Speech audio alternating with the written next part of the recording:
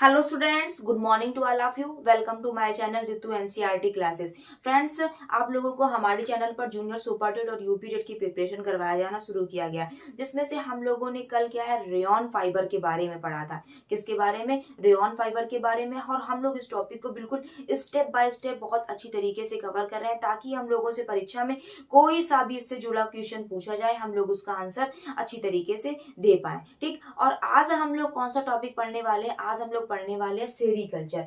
Sericulture मतलब क्या होता है कि रेशम कीट पालन। रेशम कीट से हम रेशम कैसे प्राप्त करते हैं, आज हम लोग इस पूरी प्रोसेस को सीखेंगे। ठीक है, तो आइए शुरू करते हैं। वीडियो को शुरू करने से पहले आप लोगों से मेरा छोटा सा रिक्वेस्ट है, जिन लोगों ने हमारे चैनल को लाइक और सब्सक्राइब नहीं किया है वो लोग प्लीज लाइक और सब्सक्राइब कर दीजिएगा। क्या है कि हम लोगों ने कल पिछले वीडियो में जो हम लोगों ने रेयॉन का टॉपिक पढ़ा था, उसमें कुछ क्वेश्चंस आप लोगों से हमने पूछे थे, जिसमें आप लोगों को कमेंट में क्या करना था, आंसर देना था। तो हमारा पहला क्वेश्चन कौन सा था? मानव द्वारा निर्मित पहला रेशा कौन सा था? ठीक है, तो मानव द्वारा निर्मित जो पहला रेशा था वो कौन सा था? वो रेयॉन था, जिसको हम लोग क्या बोलते हैं? कृत्रिम रेशम बोलते हैं। और दूसरा क्या था कि किस रेशे को सभी वस्त्रों की रानी कहा जाता है? तो वो रेशम होता है। कौन सा रेशम?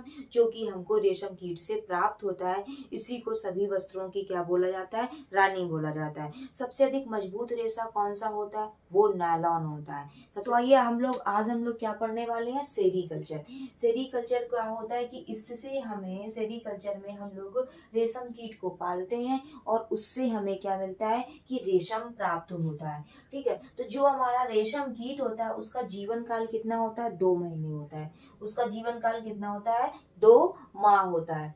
इसके बाद में प्रोडक्शन ऑफ सिल्क को क्या बोलते हैं? सेरीकल्चर। मतलब रेशम के उत्पादन को क्या बोलते हैं? सेरीकल्चर बोलते हैं। सिल्क मॉथ को जो ससूद पेड़ पर पाला जाता है, किसमें? मलबरी जो प्लांट होता है उसमें सिल्क मॉथ को पाला जाता है। सिल्क मॉथ मतलब जो रेशम का कीड़ा होता है उसी को सिल्क मॉथ बोलते हैं। उसको किस पे पाला जाता है? उसको मलबरी के पेड़ पर या ससूद के पेड़ पर पाला जाता है। इसके बाद में ये क्या करता है? यहाँ पर अपनी लाइफ साइकिल को 3 स्टेजेस में पूरा करता है।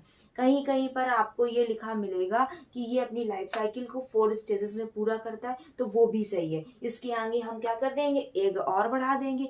मतलब कि पहले एग था, फिर लार्वा बना, फिर प्यूपा बना और फिर क्या बना? कोकून बना। ठीक है, अगर आपसे ये पूछा जाता है कि जो इसकी सबसे निष्क्रिय स्टेज कौन सी होती है, रेशम कीट की सबसे निष्क्रिय अवस्था कौन सी होती है, तो वो कौन सी होती है? कोकून अवस्था। कोकून अवस्था में जो रेशम कीट होता है वो सबसे निष्क्रिय होता है। ठीक, इसके बाद में क्या है कि लार्वा।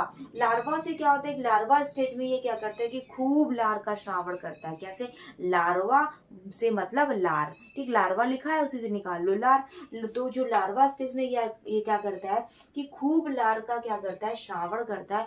बट यहाँ पर सिल्क का प्रोडक्शन नहीं होता है। केवल क्या करता है? लार खूब श्रावित करता है, बट सिल्क का प्रोडक्शन नहीं होता है। प्यूपा स्टेज में क्या करते हैं कि इसकी लार थोड़ी कम हो जाती है, पर यहाँ पर सिल्क का प्रोडक्शन जो होता है वो स्टार्ट हो जाता है। मतलब यहाँ से रेशम बनना शुरू हो जाता है। ठीक, फिर उसके बाद में क्या होता है कि कोकून स्टेज में क्या करता है कि ये खूब लार भी निकालता है और खूब सिल्क का क्या होता है कि प्रोडक्शन भी होता है। ठीक है, क्या करता है? खूब लार निकालता है, खूब सिल्क का प्रोडक्शन भी होता है। किस स्टेज में? कोकून स्टेज में। और यही हमारी जो स्टेज होती है सबसे निष्क्रिय होती है। किसकी? जो रेशम कीट होती है उसकी निष्क्रिय स्टेज कौन सी है? वो है कोकून। ठीक, इसके बाद में क्या है, इसकी क्या करते हैं कि पूरी लाइफ साइकिल देख लेते हैं। यहाँ पर क्या है कि सबसे पहले रेशम कीट को क्या होता है कि सहसूत की लीफ पर लगभग 300 से 400 एग देता है। जो एक सिल्क मॉथ होती है फीमेल वाली, वो क्या करती है कि जो हमारा सहसूत का पेड़ होता है उसकी जो पत्ती होती है उसमें एक बार में लगभग कितने? 300 से 400 एग को क्या करती है? ले करती है। कौन? Female silk moth. इसके बाद में जो इसके एग होते हैं इनका कलर जो होता है येलोइश कलर होता है। ठीक, लाइट येलो कलर के इसके क्या होते हैं? एग होते हैं। इसके बाद में क्या होता है कि जो प्रत्येक एग होता है उससे 10 दिनों में एक नन्हा सा लार्वा निकलता है। ठीक है, प्रत्येक एग क्या करता है? उसे 10 दिनों में नन्हा सा लार्वा निकलता है। अब ये लार्वा क्या होता है कि खूब खाता है। जो ये लार्वा होता है खूब खाता है और सक्रिय वृद्धि करता है। ठीक है, खूब खाता है और सक्रिय वृद्धि करता है, और ये 30 से 40 दिन में क्या होता है कि एक लंबा लार्वा बन जाता है। पहले छोटा सा होता है, फिर वो खूब खाता है, सक्रिय वृद्धि करता है और वो एक लंबा लार्वा बन जाता है। ठीक है, फिर इसके बाद में क्या करता है कि जो ये लार्वा होता है वो बाद में गोल मटोल हो जाता है। पहले लंबा रहता है, बाद में क्या हो जाता है, गोल मटोल हो जाता है। तो इसको हम लोग क्या बोलते हैं, प्यूपा बोलते हैं, इसी को प्यूपा बोलते हैं। इसके बाद में अब लार्वा क्या होता है कि 3 से 4 दिन तक सिर्फ इधर उधर घुमा घुमा कर खूब लार निकालता है और किसका निर्माण करता है, कोकून का निर्माण करता है।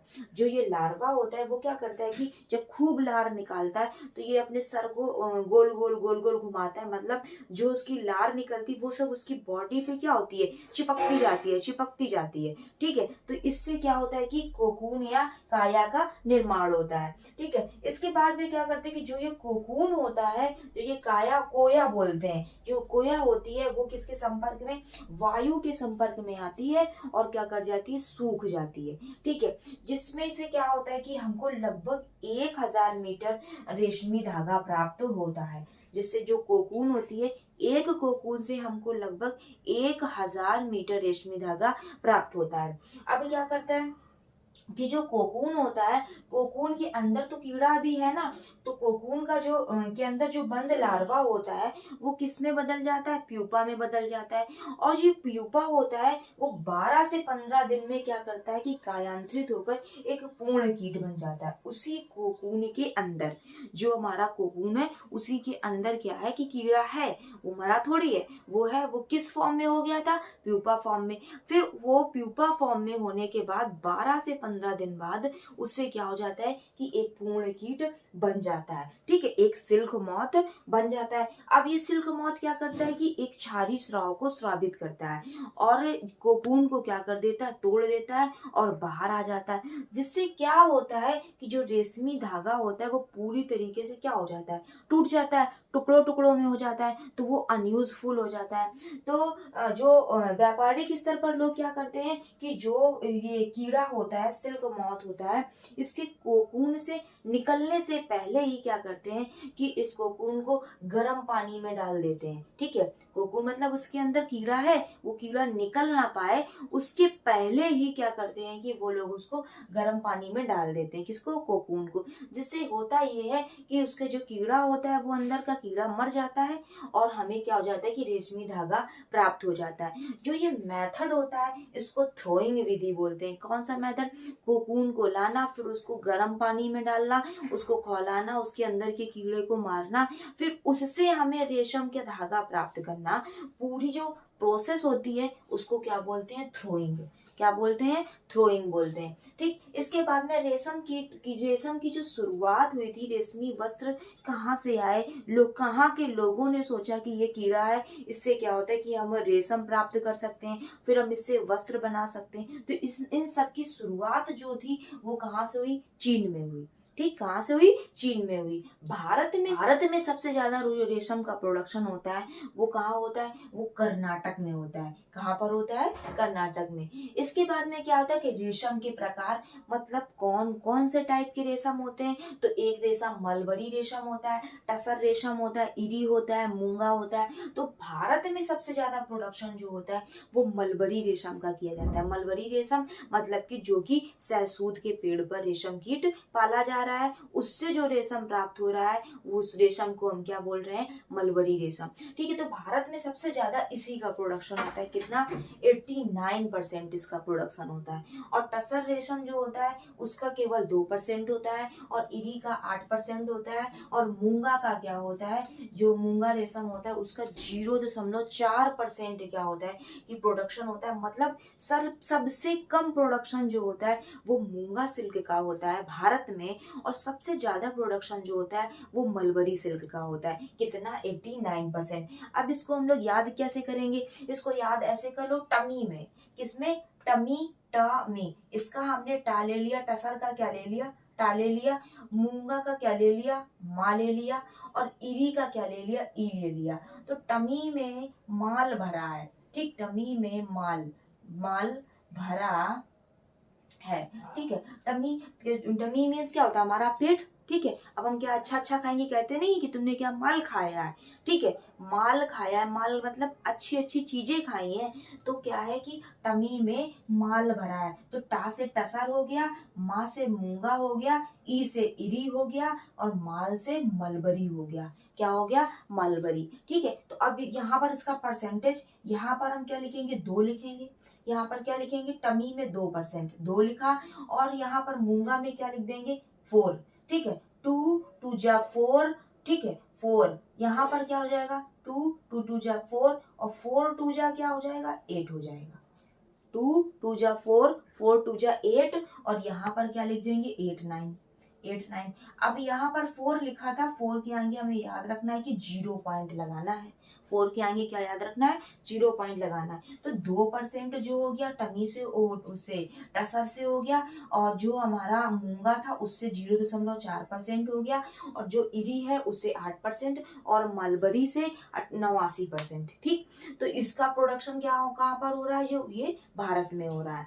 अब इसके बाद में क्या होता है कि जो हमारा कच्चा रेशम होता है उसमें कौन सी प्रोटीन पाई जाती है, और कौन सी क्या पाई जाती है, प्राकृतिक गोंद पाई जाती है। तो जो हमारा कच्चा रेशम होता है उसमें फाइब्राइन प्रोटीन पाई जाती है, और सेरिसीन नामक क्या पाई जाती है, प्राकृतिक गोंद पाई जाती है। किसमें, हमारे कच्चे रेशम में। इसी गोंद की वजह से क्या होता है कि जो हमारा ये फाइबर होता है वो चिपकता जाता है, उससे क्या हो जाता है, चिपकता जाता है, और एक हल्का सा दृढ़ अवस्था में आ जाता है।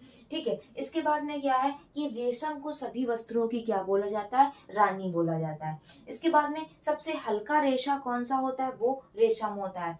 प्राकृतिक रूप से अगर हम देखें तो एक वर्ष में हम एक बार ही रेशम प्राप्त कर सकते हैं, और वैज्ञानिक रूप से हम क्या है कि एक वर्ष में हम 3 बार रेशम कीट से रेशम प्राप्त कर सकते हैं। ठीक, इसके बाद में क्या है कि यहाँ पर कुछ क्वेश्चंस लिखे हैं जो आप लोगों के लिए, इन लोगों के आंसर आप लोगों को कमेंट बॉक्स पर देने हैं। क्या है कि रेशम प्राप्त होता है, रेशम किससे प्राप्त होता है, इसका आंसर आपको कमेंट बॉक्स में देना है। रेशम कीट पालन को क्या कहते हैं, रेशम कीट कहाँ पाला जाता है, इन तीनों क्वेश्चंस के आंसर आप लोगों को कमेंट बॉक्स में देने हैं। ठीक, आई होप आप लोगों को ये वीडियो अच्छा लगा होगा, और सारी बातें अच्छी तरीके से समझ में आई होंगी। ठीक है, वीडियो अच्छा लगा हो तो मेरे चैनल को लाइक और सब्सक्राइब करिएगा, और कोई बात इसमें नहीं समझ में आती है, या पुराने वीडियो आपने देखे हो उसमें भी नहीं समझ में आती है, तो आप लोग कमेंट जरूर करिएगा। Thank you.